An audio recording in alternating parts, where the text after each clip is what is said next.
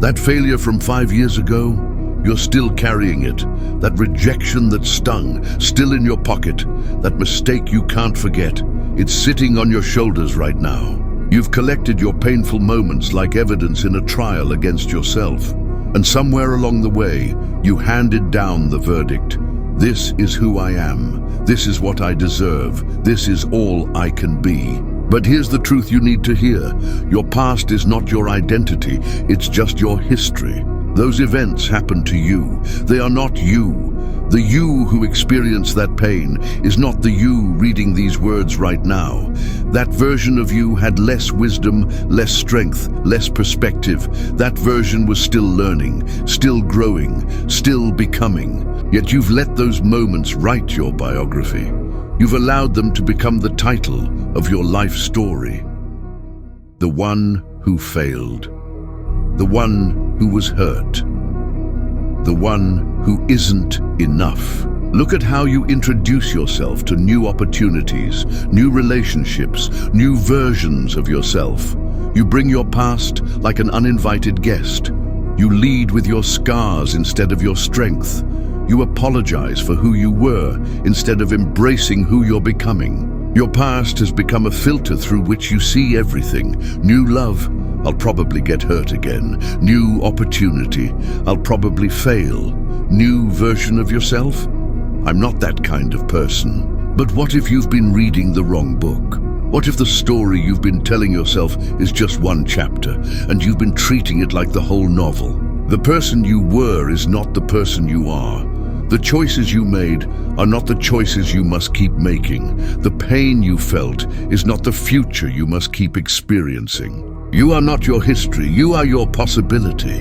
And that possibility begins the moment you close the book on the old story and pick up a fresh page. Let's talk about the price you're paying for a ticket to a show that's already over. Every moment you spend mentally living in the past, you are robbing from your present. You are taking energy, attention, and emotional capacity that belongs to now and donating it to then. And the cost is higher than you realize. First, you are missing what's right in front of you. While you're replaying that old argument, someone is trying to connect with you. While you're regretting that missed opportunity, a new one is knocking. While you're mourning a version of yourself that no longer exists, the person you're becoming is waiting for you to show up. Life is happening in real time, but you're watching the reruns. Second, you are sabotaging your own growth. Your brain has a limited amount of focus. When you allocate it to yesterday's problems, you have none left for today's possibilities. It's like trying to drive forward while staring only in the rearview mirror.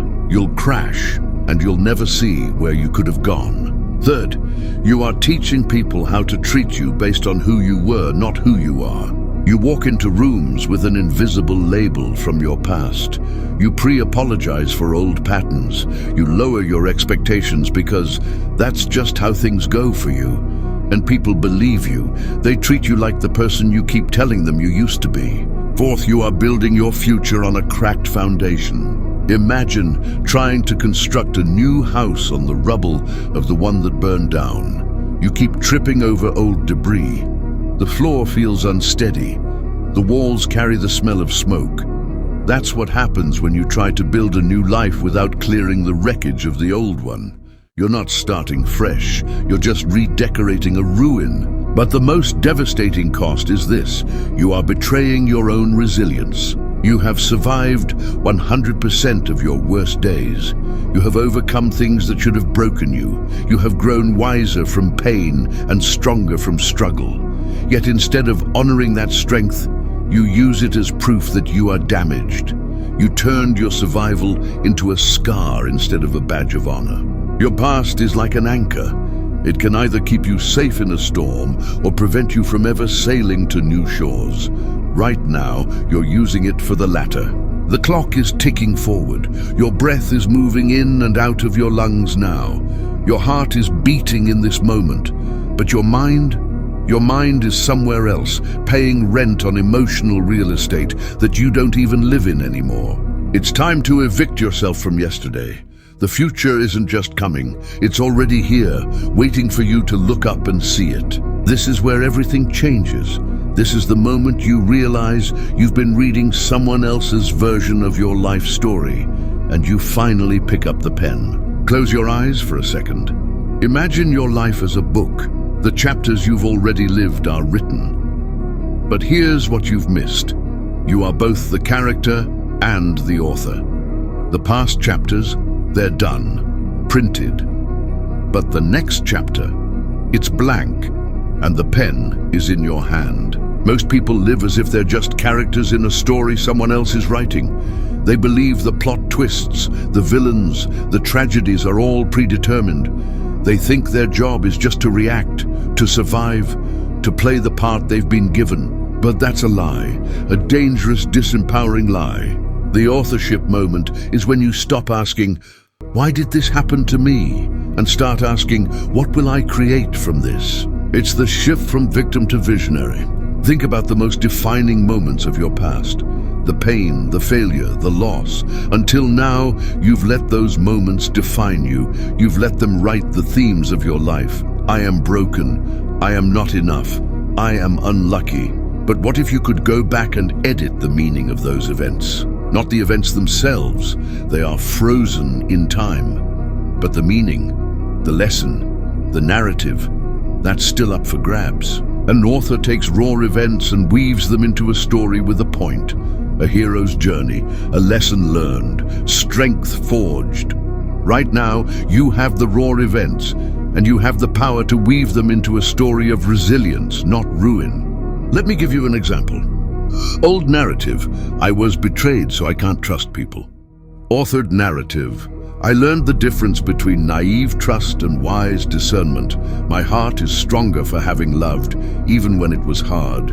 Do you see the shift? The facts are the same, the pain was real, but the meaning has changed from "this broke me" to "this taught me." Your past is not a life sentence, it's source material, and you are the only one who gets to decide what it means. This is not positive thinking, this is accurate thinking. The truth is, your past events are neutral until you assign them meaning. The pain was real, yes, but it does not have the final say on who you are unless you give it that power. So how do you step into authorship? First, you change your language. You stop saying "I am," followed by your past. "I am damaged. I am a failure. I am a victim." Instead, you say, "I experienced," or "I went through." You separate the event from your identity. Second, you ask better questions. Instead of "Why does this always happen to me?" you ask, "What can I learn from this? How can this make me stronger? What do I want this to mean in my story?" Third, you consciously choose the theme of your next chapter. Is it redemption? Is it healing? Is it courage? Is it growth? You decide, and then you write every day in alignment with that theme. This moment, right now as you read this, is your authorship moment. You are realizing that the story of your life is not over. The most important chapters are still unwritten, and you hold the pen. The past doesn't get to write your future unless you hand it the pen, so take it back. Your story is waiting. Now let me show you who emerges when you finally drop the weight of yesterday. This is the person you become when you stop dragging your history behind you like a ball and chain. The first thing you'll notice, the air feels different. You'll breathe deeper. Your shoulders will drop from your ears. Your jaw will unclench. It's not just metaphorical, it's physiological. When you stop carrying the emotional weight of your past, your body literally feels lighter. The constant low-grade tension that you've accepted as normal, it starts to dissolve. You'll stand differently, walk differently, occupy space differently, because you're no longer apologizing for existing. Your mind becomes a clear sky, not a storm archive. Right now, your mind is a museum of past storms. You curate every failure, every hurt, every mistake. But when you liberate yourself, your mind becomes a clear sky, vast, open and capable of holding whatever weather comes without holding on to it. Thoughts about the past will still come, but they'll be like clouds passing through. You'll notice them, acknowledge them, and watch them drift away without building a house under them. Decisions stop being trauma reactions. So much of what you do, or avoid doing is a reaction to old pain. You don't apply for the job because of that one rejection. You don't trust because of that one betrayal. You don't try because of that one failure. The liberated self makes decisions from a place of present desire and future vision, not past protection. You start choosing what you want, not just avoiding what you fear. Your relationships transform. When you're defined by your past, you enter every relationship with a pre-written script. You expect people to play certain roles: the betrayer, the critic, the abandoner. You project your history onto them. But when you meet people as your liberated self, you see them for who they are, not who others were. You give them a clean slate. And in doing so, you allow yourself to be seen freshly too. The walls come down, the masks come off. Connection becomes real, not just a replay of old patterns. Your creativity unlocks. Your past can be a prison for your creativity. When you're constantly looking backward, you're using your imagination to relive what was, not to create what could be. The liberated self redirects that imaginative power forward. New ideas flow, solutions appear. Art wants to be made. Why? Because your brain's energy is no longer being consumed by managing old stories. It's free to build new ones. You develop a quiet, unshakable confidence. This isn't the loud, bragging confidence of insecurity. It's the quiet knowing of someone who has faced their history and decided it doesn't get to vote anymore. It's the confidence that comes from looking in the mirror and seeing who you are, not just who you were. It's the assurance that whatever comes, you can handle it, not because your past was easy, but because you've already survived hard things and know you can do it again.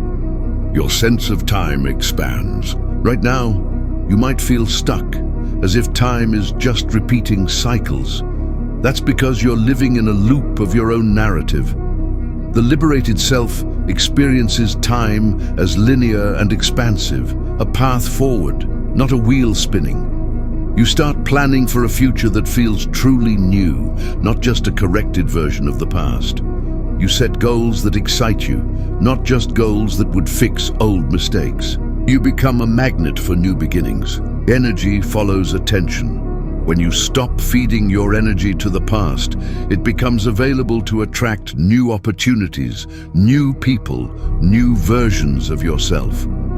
The liberated self is a magnet for fresh starts because you're finally ready to receive them. You're not subconsciously pushing them away with the belief that you don't deserve them or that they'll end like last time. You find humor and lightness. You'll start to laugh more at yourself, at life's absurdities, at the sheer relief of being free. The heavy, serious tone that often accompanies a painful past begins to lift. You discover that joy isn't something you earn by fixing everything that's broken. It's your natural state when you're not weighed down by yesterday. Most importantly, you meet your true self. Beneath the layers of I am my failures, I am my trauma, I am my mistakes, there is a core self that has been waiting. This self is not defined by what happened to it. It's defined by its essence. Curious, resilient, loving, creative, enough. The liberated self is not a new person, it's the real person, finally able to breathe. This version of you is not a fantasy, it's not someone else, it's you, without the baggage. It's you, with the pen in your hand, writing a new story. And the best part? You don't have to wait years to become this person. You become them the moment you decide your past is a chapter, not the title. The door to the liberated self isn't locked. You've just been pushing against it while looking backward. Turn around, walk forward. It's been open all along. The philosophy is powerful, but without practice, it's just poetry. It's time to get your hands dirty, to take the pen and actually start writing. These are not abstract ideas. They are concrete actions that will rewire your brain and rebuild your identity. Practice 1, the narrative audit. Today, you will conduct a narrative audit. Take out a notebook or open a document. Write down the top 3 stories from your past that you believe define you. For example, 1. I was abandoned, so I'm unlovable. 2. I failed at X, so I'm not capable. 3. I was betrayed, so I cannot trust. Be brutally honest. These are the stories running in the background of your life, influencing your decisions, your relationships, your self-worth. You cannot change what you haven't named. Practice 2, the evidence challenge. For each limiting story, you will now challenge it with evidence, not with positive affirmations, with cold, hard facts. For the story, I was abandoned, so I am unlovable, ask, who in my life has shown me love? When have I felt loved, even briefly? What qualities do I have that are lovable? Is it true that one person's choice defines my worth? This isn't about denying the pain. It's about refusing to let that pain become your entire truth. You are gathering evidence for a more accurate, more complete story. Practice 3, the reauthoring exercise. Now rewrite each story from the perspective of a compassionate narrator. Take the raw facts and weave them into a story of growth, not just pain. Old story, I failed my business, so I am a failure. Reauthored story. I took a bold risk to build something of my own. It didn't work out as planned, and I felt deep disappointment. But in that process, I learned invaluable lessons about resilience, finance, and my own capacity to try. That experience didn't make me a failure. It made me an experienced learner. Write these new stories out by hand. The physical act of writing engages your brain differently than typing. You are etching new neural pathways. Practice 4, the Who Am I Now list. Your past-based identity is a list of I am. Statements tied to what happened. Let's create a new list based on who you are now and who you are choosing to become. Examples. I'm someone who learns from experience. I am resilient. I am capable of making new choices. I'm growing every day. I'm more than my past. Post this list where you will see it every morning. Read it aloud. Your brain believes what you consistently tell it. Practice 5, the ritual of release. Create a physical ritual to symbolize letting go of the old story. This could be writing the old story on paper and burning it safely, burying it in the ground, placing it in a balloon and releasing it, shredding it into confetti. The ritual isn't magical, it's psychological. It creates a clear line in your mind between then and now. It tells your subconscious, this chapter is closed. Practice 6, the future self-journaling. Every morning for the next 30 days, spend 5 minutes journaling from the perspective of your future self, the you who is completely free from the past. Write as if you are already that person. Describe your day, your feelings, your decisions. This practice of acting as if trains your brain to operate from this new identity. It's not fake, it's prototyping. Practice 7, the environmental edit. Your environment is filled with triggers and anchors to your old story. Today, you will edit it. Remove photos that only bring pain. Delete old emails or messages that reopen wounds. Clean your physical space to symbolize a fresh start. Add items that represent your new story, a fresh plant, a new piece of art, a vision board. Make your external world reflect the internal change you are creating. Practice 8, the conversation shift. Pay attention to how you talk about yourself. When you catch yourself saying, I've always been, or because of my past, I pause. Gently correct yourself. I used to feel that way, but I'm choosing differently now. You don't have to explain your past to everyone. You get to present who you are now. Practice 9, the memory revisitation. This is an advanced practice. Choose one specific painful memory. In a calm, safe space, close your eyes and revisit it. But this time, as you watch it unfold, imagine your present self stepping into that memory. Give your past self what they needed in that moment. A hug, words of comfort, protection, wisdom. This isn't about changing history. It's about healing the emotional charge around it. You are integrating the past, not being controlled by it. Practice 10, the daily declaration. Create a daily declaration that affirms your authorship. Something like, I'm not defined by my past. I'm the author of my present. I'm creating my future. Today I choose my story. Say it every morning. Say it before difficult decisions. Say it when old feelings arise. This is your mantra of liberation. Consistency over intensity. These practices work through repetition, not through one perfect emotional session. 5 minutes a day of conscious reauthoring is more powerful than a 5-hour crisis once a year. This is a daily workout for your identity. Be patient and compassionate. Old stories are like well-worn paths in a forest. New stories are like forging a new trail through thick underbrush. At first it's hard. You'll slip back onto the old path. That's okay. Notice it, forgive yourself, and gently step back onto the new trail. Every single time you choose the new story, you widen the path. You're not erasing your past, you're changing its meaning. You're taking the clay of your experiences and shaping it into something new. The clay is the same, but the sculpture is yours to create. Start today, start with one practice. The pen is in your hand, write. To truly step free from your past, you must understand that reinvention isn't just a psychological technique. It's a fundamental human right, supported by the deepest wisdom traditions and the very nature of reality itself. The existential truth: you are not a finished product. The philosopher Jean-Paul Sartre said, "Existence precedes essence." This means you are not born with a fixed, unchangeable nature. You exist first, and through your choices and actions, you create your essence. You are a work in art, constantly being sculpted.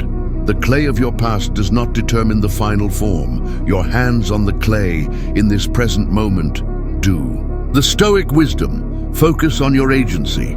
The Stoics taught a crucial distinction between what is within our control and what is not. Your past, not in your control. It's done. The meaning you assign to it, the identity you build from it, the future you create despite it, that is 100% within your control. To let the past define you is to hand over your agency to what is already gone. It is the ultimate act of giving up your power. The Buddhist principle of impermanence, anicca. Everything changes. Every cell in your body replaces itself. The person you were at 15 is not the person you were at 25 and is not the person you are now. To cling to a past identity is to fight against the most basic law of the universe: impermanence. Your story is a river, not a monument. It flows, it changes course, it carves new paths. Trying to freeze it in a painful moment is like trying to hold water in your fist, impossible and exhausting. The scientific backing: neuroplasticity. Your brain is not hardwired by your experiences, it is plastic, moldable. Every thought you think, every action you take, physically rewires your neural connections. When you choose a new thought about your past, you are literally forging a new pathway in your brain.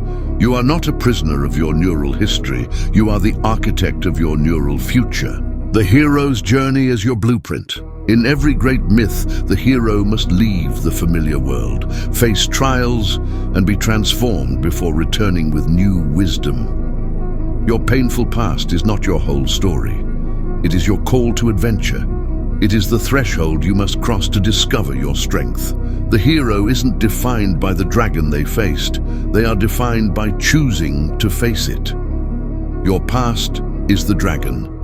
Your choice to grow beyond it is your heroism. The wisdom of wabi-sabi: beauty in brokenness. The Japanese concept of wabi-sabi finds beauty in imperfection, impermanence, and incompleteness. A cracked bowl, repaired with gold lacquer, kintsugi, becomes more beautiful for having been broken. Your scars, your past failures, your moments of pain, they are not flaws to hide. They are the unique golden seams of your character. They are evidence of your repair, your resilience, your unique story. The physics of letting go. In physics, potential energy is stored energy. Your attachment to the past is a form of emotional potential energy. It's stored pain, stored identity. Letting go converts that potential energy into kinetic energy, the energy of motion, of moving forward. The pain doesn't disappear, it transforms into the fuel for your progress. The philosophy of the present moment. The past is a memory. The future is a projection. The only thing that is real is this present moment. And in this moment, you have the power to choose who you are. Every second, you are offered a new beginning, a fresh breath, a new neural possibility. To define yourself by the past is to live in a ghost world, while the vibrant, alive world of the present passes you by. The ultimate truth: you are your choices. You are not what happened to you. You are not the sum of your worst days. You are the sum of your choices in response to them. Every day you choose: will I be defined by what was done, or will I be defined by what I do now? That choice is the very core of your freedom. This philosophy isn't abstract. It's the operating system for a liberated life. When you understand that beginning again is not just possible, but is the natural order of things, that even nature sheds its leaves to grow new ones, you stop fighting for your limitations and start flowing with your potential. Your past is a season that has ended. This moment is the first day of a new season. What will you plant? This is your declaration of independence from yesterday. Your emancipation proclamation from the ghost of who you were. Read this aloud. Let the words vibrate in your chest. Let them break the chains. Article 1. I am not my history. I'm not the sum of my worst moments. I am not the average of my failures. I'm not the collage of my pain. I'm alive, breathing, and capable of change in this very second. My past is a place I visited, not a prison I live in. I hereby revoke its power to define me. Article 2. I am the author, not the character. The story of my life is not a biography written by my circumstances. It is an epic novel, and I hold the pen. I will write my next chapter with intention, not inertia. I will choose my plot twists, develop my character arc, and craft a narrative of growth, not grievance. The old chapters are done. The next page is blank, and it is mine to fill. Article 3. My scars are proof of healing, not weakness. I will stop hiding my scars. I will stop treating my resilience as a secret. The cracks in my heart are where the light broke through. The wounds that have healed are proof of my body's wisdom, my spirit's refusal to die. I will wear my survival, not as a shameful stain, but as a badge of honor. I have been broken and I have reassembled myself. That makes me a mosaic, not a mess. Article 4. I choose my focus forward. I will turn my gaze from the rearview mirror to the windshield. The road ahead is vast and unwritten. I will not drive forward while staring backward. I will place my energy, my attention, and my faith in the future I am building, not the past I survived. Where I look is where I will go, and I choose to look ahead. Article 5. I forgive to free myself, not to excuse others. I hereby forgive. Not because what happened was okay, but because my anger has become a cage. I forgive others for my peace. I forgive myself for my freedom. I release the debt. I cancel the interest. I am no longer the warden of a prison holding people from my past. In letting them go, I release myself. I release. Article 6.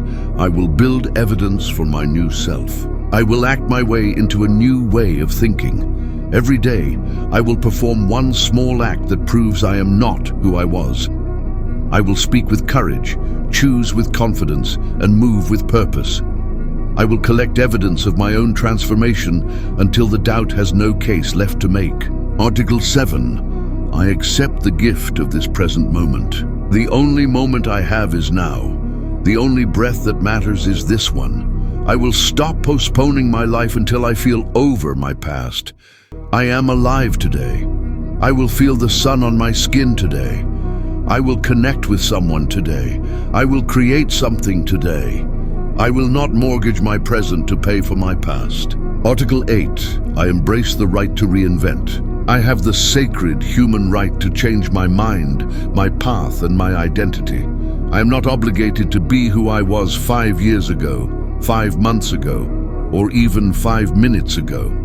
I am a work in progress, and I reserve the right to edit the draft. I am not betraying my past by outgrowing it. I am honoring my potential by evolving. Article 9, I will live from my essence, not my experience. Beneath the layers of what happened to me is who I am at my core: curious, compassionate, creative, resilient. I will connect to that essence daily. I will make choices from that place of wholeness, not from the fractured memories of my history. I am not my experiences. I am the consciousness that experienced them. Article 10, my legacy starts now. The legacy I leave will not be about what broke me. It will be about what I built with the pieces. It will be about the love I gave after heartbreak, the courage I showed after fear, the hope I carried through despair. I am building that legacy with every choice I make to start fresh, right now. The final word. Your new story begins on a count of 3. You don't need to wait for a sign. This is it. You don't need more time. The time is now. You don't need to feel ready. You just need to decide. So I'm going to count. And on 3, you will close the book on the old story. You will take your first step into the new one. 1. Acknowledge the weight you've been carrying. Feel it. Thank it for the lessons it taught you about survival. And then set it down. You don't need to carry it to prove it happened. 2. Take a deep, full breath, the deepest you've taken in years. Feel the air fill your lungs and flood your cells with the pure, clean energy of this present moment. This breath is your new beginning. This breath is free of the past. 3.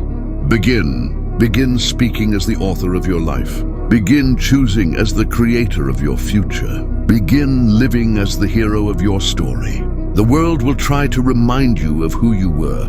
People will expect the old you.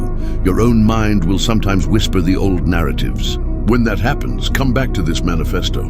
Come back to your breath. Come back to this moment. And begin again. Because that is the final, most beautiful truth. You can always begin again. Every moment is a fresh start. Every sunrise is an invitation to rewrite, reinvent, and rebirth. Your past was a sentence. Your present is a paragraph. Your future is an entire book. And the first word of the next chapter is yours to write. Write it now.